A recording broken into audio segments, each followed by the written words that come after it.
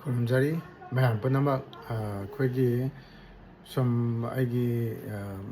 ꯍꯥꯟꯅꯁꯨ ꯑꯗꯨꯝ ꯊꯥꯒꯠꯆꯈ꯭ꯔꯕ ꯑꯗꯨꯒꯨꯝꯕ ꯚꯤꯗꯤꯑꯣꯅꯤ ꯑꯗꯨꯕꯨ ꯑꯩꯒꯤ ꯚꯤꯗꯤꯑꯣ ꯌꯦꯡꯕꯤꯕ ꯅꯨꯡꯁꯤꯖꯔꯕ ꯀꯅꯥꯒꯨꯝꯕ ꯁꯕꯁꯀ꯭ꯔꯥꯏꯕꯔ ꯑꯃꯅ ꯑꯛꯁꯥꯏ ꯇꯤꯇꯤꯌꯥꯒꯤ ꯃꯔꯝꯗꯁꯨ ꯈꯔ ꯊꯥꯒꯠꯄꯤꯔꯛꯎ ꯍꯥꯏꯗꯅ ꯀꯃꯦꯟ ꯑꯃꯈꯛ ꯍꯥꯏꯕꯗꯨꯗ ꯑꯩꯅ ꯉꯁꯤ ꯑꯃꯨꯛ ꯑꯛꯁꯥꯏ ꯇꯤꯇꯤꯌꯥꯁꯦ ꯍꯟꯗꯛ ꯆꯍꯤ 2026ꯒꯤ ꯀꯔꯝꯕ ꯃꯇꯝꯗ ꯇꯥꯒꯦꯗꯣ ꯃꯗꯨꯒꯤꯗꯣ ꯑꯃꯨꯛꯇꯪ ꯈꯪꯃꯤꯟꯅꯁꯦꯅ ꯚꯤꯗꯤꯑꯣꯁꯤ ꯁꯦꯝꯖꯕꯅꯤ ꯑꯗꯨꯅ ꯍꯟꯗꯛꯀꯤ ꯑꯛꯁꯥꯏ ꯇꯤꯇꯤꯌꯥ ꯑꯛꯁꯥꯏ ꯍꯥꯏꯗꯤ ꯑꯛꯁꯥꯌꯥ ꯍꯥꯏꯁꯤꯗꯤ ꯑꯩꯈꯣꯏ ꯑꯃꯥꯡ ꯑꯇꯥ ꯂꯩꯇ꯭ꯔꯕ ꯍꯥꯏꯗꯨꯅꯦꯕꯀꯣ ꯑꯗꯨꯒꯨꯝꯕ ꯍꯨꯝꯅꯤ ꯄꯥꯟꯕ ꯅꯨꯃꯤꯠꯀꯤ ꯄꯨꯡꯐꯝꯁꯦ ꯃꯁꯤ ꯀꯔꯝꯕ ꯃꯇꯝꯗ ꯇꯥꯒꯦꯗꯣ ꯍꯥꯏꯔꯒ ꯀꯔꯤꯒꯤꯗꯃꯛꯇꯅꯣ ꯍꯥꯏꯗꯣ ꯃꯗꯨ ꯊꯝꯖꯒꯦ ꯑꯩꯈꯣꯏꯒꯤ ꯑꯛꯁꯥꯏ ꯇꯤꯇꯤꯌꯥ ꯍꯥꯏꯁꯦ ꯍꯟꯗꯛꯀꯤ ꯆꯍꯤꯒꯤ ꯑꯣꯏꯅ ꯗꯦꯠ 19ꯗꯒꯤ ꯍꯧꯋꯦꯀꯣ ꯀꯦꯂꯦꯟꯗꯔꯗꯗꯤ ꯗꯦꯠ 20ꯗꯅ ꯑꯌꯥꯝꯕ ꯑꯣꯏꯅ ꯏꯟꯅꯕ ꯑꯣꯏꯅ ꯇꯧꯋꯦ ꯍꯨꯝꯅꯤꯒ ꯃꯔꯤꯅꯤꯒ ꯄꯥꯟꯁꯤꯜꯂꯒ ꯑꯗꯨꯕꯨ ꯃꯅꯤꯄꯨꯔꯒꯤ ꯂꯦꯇꯤꯆꯨꯠ ꯂꯣꯡꯒꯤꯆꯨꯠꯁꯤꯗ ꯑꯛꯁꯥꯏ ꯇꯤꯇꯤꯌꯥꯁꯦ ꯗꯦꯠ 19ꯒꯤ ꯄꯨꯡ 10:49 ꯆꯠꯄ ꯃꯇꯝꯗꯒꯤꯗꯤ ꯍꯨꯝꯅꯤ ꯄꯥꯟꯕ ꯀꯥꯂꯦꯟꯒꯤ ꯍꯨꯝꯅꯤ ꯄꯥꯟꯕꯁꯤ ꯆꯪꯉꯦ ꯀꯥꯂꯦꯟꯒꯤ ꯍꯨꯝꯅꯤ ꯄꯥꯟꯕꯁꯤ ꯂꯣꯏꯕꯒꯤ ꯄꯨꯡꯐꯝꯅ ꯑꯦꯄ꯭ꯔꯤꯜꯒꯤ ꯗꯦꯠ 10ꯒꯤ ꯑꯌꯨꯛꯀꯤ ꯄꯨꯡ 8:28 ꯇꯥꯕ ꯃꯇꯝꯗ ꯑꯛꯁꯥꯏ ꯇꯤꯇꯤꯌꯥꯒꯤ ꯄꯨꯡꯐꯝꯁꯤ ꯂꯣꯏꯔꯦ ꯑꯗꯨꯒ ꯈ꯭ꯋꯥꯏꯗꯒꯤ ꯅꯨꯃꯤꯠꯁꯤꯗ ꯄꯨꯖꯥ ꯇꯧꯖꯕꯒꯤ ꯄꯨꯡꯐꯝ ꯑꯐꯕ ꯍꯥꯏꯕ ꯇꯥꯔꯒꯗꯤ ꯄꯨꯖꯥ ꯃꯨꯍꯨꯔꯠꯁꯦ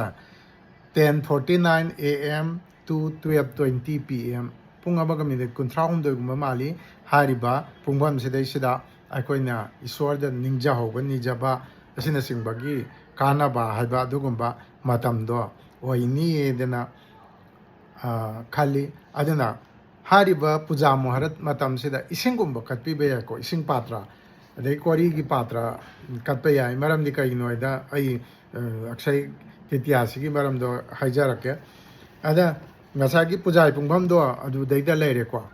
10:49 AM to 12:20 PM ꯑꯗ ꯑꯛꯁꯥꯏ ꯇꯤꯇꯤꯌꯥꯁꯦ ꯅꯨꯃꯤꯠꯁꯦ ꯀꯩꯒꯨꯝꯕ ꯑꯣꯀꯦꯖꯟꯁꯤ ꯑꯃꯈꯛꯇꯪ ꯅꯠꯇꯦꯕ ꯑꯇꯣꯞꯄ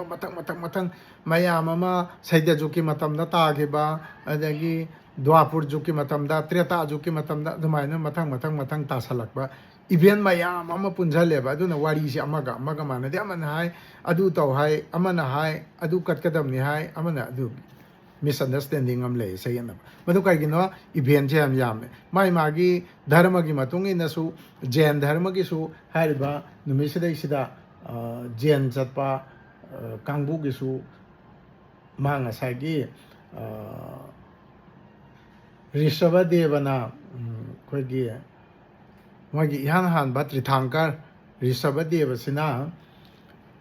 ꯃꯥꯒꯤ ꯆꯍꯤ ꯑꯃ ꯐꯥꯁꯇꯤꯡ ꯇꯧꯔꯨꯔꯦꯔꯒ ꯑꯩꯈꯣꯏꯒꯤ ꯆꯨꯒꯤ ꯃꯍꯤ ꯊꯛꯈꯤꯕ ꯅꯨꯃꯤꯠꯇꯣ ꯑꯗꯨꯁꯨ ꯇꯥꯏꯌꯦꯕ ꯑꯗꯨꯅ ꯃꯣꯏꯒꯤ ꯒ꯭ꯔꯨꯞ ꯖꯦꯟ ꯀꯥꯡꯕꯨꯒꯤꯁꯨ ꯍꯥꯏꯔꯤꯕ ꯅꯨꯃꯤꯠꯁꯤda ꯑꯗꯨꯒꯤ ꯏꯚꯦꯟꯇꯣ ꯑꯃꯨꯛ ꯄꯥꯂꯟ ꯇꯧꯋꯦꯕ ꯑꯗꯨ ꯑꯩꯈꯣꯏꯅ ꯅꯤꯡꯕꯁꯤ ꯑꯃꯨꯛ ꯃꯥꯟꯅꯗꯦꯅ ꯋꯥꯔꯤꯁꯦ ꯇꯣꯉꯥꯟꯕ ꯂꯩ ꯑꯗꯨ ꯃꯌꯥꯝꯅ ꯚꯥꯞ ꯇꯥꯅꯕꯒꯤꯗꯃꯛꯇ ꯑꯩ ꯊꯝꯖꯒꯦ ꯍꯥꯏꯔꯤꯕ ꯑꯛꯁꯥꯏ ꯇꯤꯇꯤꯌꯥ ꯍꯥꯏꯕ ꯅꯨꯃꯤꯠꯁꯦ ꯁꯤꯒꯤ ꯅꯨꯃꯤꯠꯁꯤꯗ ꯕꯤꯁꯅꯨꯒꯤ 6ꯁꯨꯕ ꯑꯕꯇꯥꯔ ꯑꯣꯏꯈꯤꯕ ꯂꯣꯔꯗ ꯄꯔꯁꯨꯔꯥꯃ ꯍꯥꯏꯅ ꯀꯧꯕ ꯑꯗꯨꯒꯨꯝꯕ ꯄꯔꯁꯨꯔꯥꯝ ꯀꯧꯕꯁꯦ ꯃꯁꯤ ꯄꯣꯛꯈꯤꯕ ꯑꯗꯨꯒꯨꯝꯕ ꯅꯨꯃꯤꯠꯇꯣ ꯃꯥꯏ ꯕꯥꯔꯗꯦꯁꯤꯁꯨ ꯇꯥꯏꯌꯦꯕ ꯑꯗꯨꯒ ꯂꯣꯏꯅꯅ ꯑꯃꯨꯛ ꯀꯩ ꯇꯧꯏ ꯒꯪꯒꯥꯅ ꯄ꯭ꯔꯤꯊꯤꯕꯤꯗ ꯁꯔꯒꯗꯒꯤ ꯒꯪꯒꯥꯅ ꯄ꯭ꯔꯤꯊꯤꯕꯤꯗ ꯀꯨꯝꯊꯔꯛꯄ ꯅꯨꯃꯤꯠꯁꯦ ꯃꯁꯤꯁꯨ ꯍꯥꯏꯔꯤꯕ ꯑꯛꯁꯥꯏ ꯇꯤꯇꯤꯌꯥ ꯅꯨꯃꯤꯠꯁꯤꯗ ꯇꯧꯋꯦ ꯑꯗꯒꯤ ꯑꯃꯨꯛ ꯑꯇꯣꯞꯄ ꯑꯃꯅ ꯀꯩꯅꯣ ꯃꯍꯥꯚꯥꯔꯠ ꯍꯥꯏꯕ ꯑꯗꯨꯒꯨꯝꯕ ꯂꯣꯡꯒꯦꯁ ꯏꯄꯤꯛꯅꯦꯅ ꯐꯥꯎꯔꯤꯕ ꯑꯗꯨꯒꯨꯝꯕ ꯃꯍꯥꯚꯥꯔꯠꯇꯁꯦ ꯃꯁꯤ ꯕ꯭ꯌꯥꯁꯗꯦꯕ ꯑꯃꯗꯤ ꯒꯅꯦꯁ ꯑꯅꯤꯅ ꯍꯥꯏꯔꯤꯕ ꯉꯁꯤꯒꯤ ꯅꯨꯃꯤꯠꯁꯤꯗꯩꯁꯤꯗ ꯏꯕꯗꯣ ꯍꯧꯈꯤꯑꯕ ꯑꯗꯨꯃ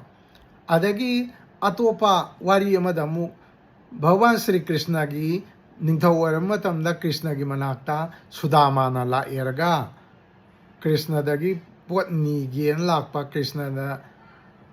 ꯍꯥꯏꯗꯣꯛꯇꯅ ꯅꯤꯗꯅ ꯆꯠꯈꯤꯕꯗ ꯃꯌꯨꯝ ꯌꯧꯔꯒ ꯀ꯭ꯔꯤꯁꯅꯅ ꯃꯥꯅ ꯅꯤꯗꯕ ꯄꯣꯠ ꯃꯌꯥꯝꯗꯣ ꯂꯣꯏꯅ ꯄꯤꯗꯅ ꯂꯩꯔꯝꯕ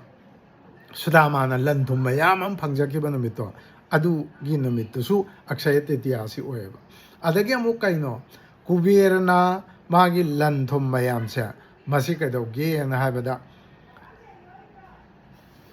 महादेव अमदी लक्ष्मी की मफमदगी कुबेरना लन थुम मयामसे लोइनमक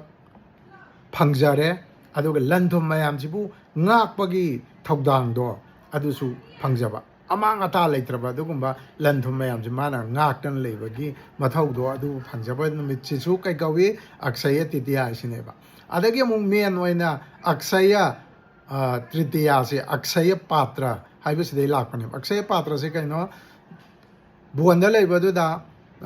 pando masi manau mangana buanda leibadu da bhagwan Sri Krishna na sadadana sibadari edana Draupadi da Kori ki patra khakpi kori ki patra sidagidi hekta ariapa leitana nangna thoo haiba pot Draupadi na thoo haiba pose loin puthokpa ngam mi sama sana ba mi lising ma sana ba chak thoo khanjang matien sama thoo su adumaina thoan bangam ba aduma patra khakpi hi ba ko mad kori ki patra khak maduni aksaya patra aidana phawri base adugumba aksaya patra do amanga ta leitraba patra do pi gi banu misibu aksaya tritiya aidana kawi aduna numisida bhagwanda koina kori gi patra da ising bigthan ha perga kachaba yam phayeng khali ayuki pung taraga minani pumapan dagina tariet ka koigi kari minat kuntare am aduna koigi मागी पूजा की duration दुनी को अदुगा इसिंग कटपदा ख्वादे फबा timing सिना 10:49 AM to 12:20 PM पुंग अमगा मिने कुनसाम दोइनी सिग मनुंग दा सुक्सोय सोयदना अदोम अदोम न कपिनिंग बै स्वरदा इसिंग कपियो हारिबा क्षयति त्यान मिसिदा सारधा मैदना उत्तराखंडा कोई केदारनाथ बद्रीनाथ काइन अदमाइना सतपगी यात्रा से धाम मरी सतपगी यात्रा से अक्षयति त्यान मिसिदे स्टार्ट तवी अदो लोइनना पुरीदा रथरा यात्रादा कांग सिंगना नमगी कांगी सेम साबा प्रिपरेशन फॉर द रथरा यात्रा से हारिबा नुमिसिदैसिदा सेम साबदा होगतपा नुमिनी मरमसिना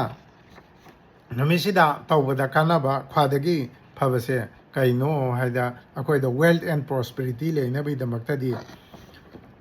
पुंग तरागा मिने निफुमापन 19 अप्रैल की पुंगबम सिदगिना मथंगी अयुकी पुंग तरुक मिने तरा मरी भावै मनुंगदा सना मचेर अमतंग लेपसनबियो अदु अरगदी अदोम खितंग वेल्थ एंड प्रॉस्पेरिटी दो कुबेरगी दगी कुबेरना लंथुम फंगजगी बुदुमाइना आइसु फंगजरबनी न खलगा ला सना मचेर अमतंग लेपसनबिरो अदु अरगदी याम कानाबा फंगनेदना खंजै अदुगा लोइनना नुमिसिदा मिंगवंदा इसिंग थाओइना दान तोबियो वाटर बोतल अमा पिथकपिबा कैमता कायदे अदगी अंगंबा कांगबुना सातिन दान तोबियो फेन गुंबा हुमाय गुंबा दुम दान तोबिबा यामना कानाई को अयंबा इसिंग दान तोबिबसु कानाबा फंगनेना खाली मसुमाइन तौदनानी अखोइगी अक्षय तिथियासिगी मागी लैबन नुंगी वारोल से मयामना खंगबिनिंगेना ताकपिरकपददा आई हल्लागा अमुक हाइजबनी मसिदा आइना खंगबसिदा अवातपा लेरंबसु याय अदगी सोयगिबा लेरंबसु याय मरमदि कइगिनो माइ मागी मतम मतमगी पुराण सिंगसिदा इरंबा सिंगसे खजिक खजिक टाइमिंग खेनबै मतुंगिना खेनबा खर खर लै सैदा जुकी मतमदा इरंबा त्रेता जुकी मतमदा इरंबा अदगी बराह पुराण मत्स्य पुराण कुर्म पुराण तोंगान तोंगान बा जुग सिंगसिगी अवतार सिंगसिगी पुराण अममम तोंगान लोइन लै वारीदा पुराण सिंगदुगी वारीदा खितक खितंग थैदोक थैजिन दि लै अदुबु पुनमक कमन ओइन बा याबा वाई वारी खरदंग पुसंजरी अरगा हारिबा वीडियो से सेमजबनी काइगुंबा अरांबे यरमसु ngakpigani amadi chumthokpirakpada thoina ngonda yatpa kaibe leijade hena pungning loksing aisu ayongni aduga khangdaba mayamsu hena khangbai do oini simaga loinana